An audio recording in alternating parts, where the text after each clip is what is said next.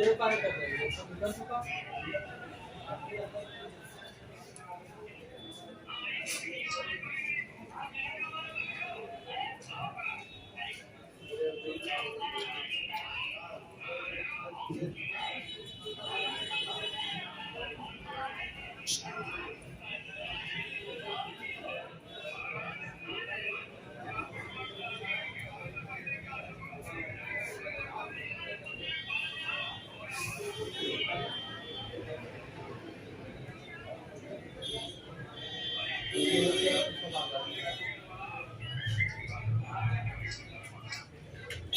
सड़क बनी है झड़ुइया में, हमारे ही गांव का मामला है वो।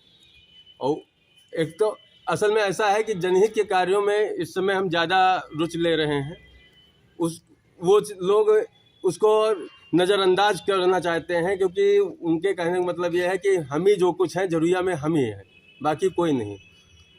जबकि 90% चक्रोड या घूरगड्ढे की ज़मीन है वो सब प्रधान के ही परिवार के लोगों के कब्जे में है। आपने इसमें अपने जानमाल के लिए कुछ लिखा है? जी, मुझे कई बार ये संजय कुमार राय जी चौकी इंचार्ज हैं, उनके सामने अरविंद सिंह ने जान से मारने की धमकी भी दी थी। और उसके बाद हम पर ही SC/ST का केस दर्ज हुआ। और हमारा एक चाचा का भाई लड़का था ध्रुव सिंह, उसने राजस्व कर्मियों से कहते कहते थक गया, क्योंकि चक्रोड का मामला चल रहा था, कहते कहते वो थक गया कि उसको खुलवा दीजिए नहीं तो मैं आत्महत्या कर लूँगा। लास्ट में उसने पॉइजन भी ले लिया। भाई साहब, आपने आज किस प्रकार की कार्रवाई की है?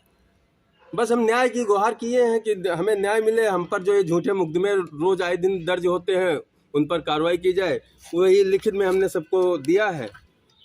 और आशा करता हूँ कि मुझे न्याय मिलेगा। आप क्या चाहते हैं? हम तो सिर्फ न्याय चाहते हैं, अगर न्याय नहीं मिला तो हम हाई कोर्ट जाएंगे। अभी निवर्तमान राजकरण शर्मा जी के द्वारा उन्हीं के सामने मुझे गाली दी गई और मुझे जान से मारने की धमकी दी गई अरविंद सिंह के द्वारा।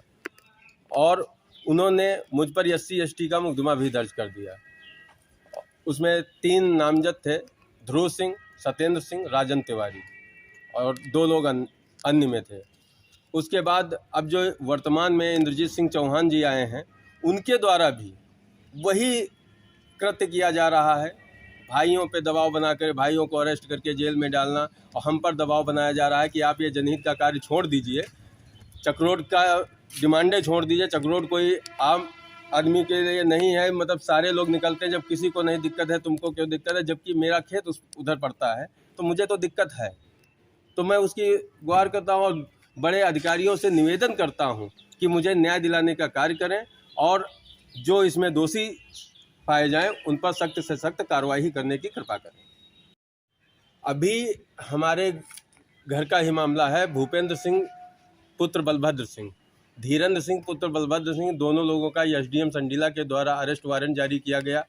और आपराधिक प्रवृत्ति के जैसे लोगों के घर में पुलिस दबिश डालती है, पुलिस जाकर के घर एक एक कमरे की तलाशी ली और हमारे बड़े भाई भूपेंद्र सिंह को वहां से अरेस्ट किया और सीधे जिला कारागार में डाला गया।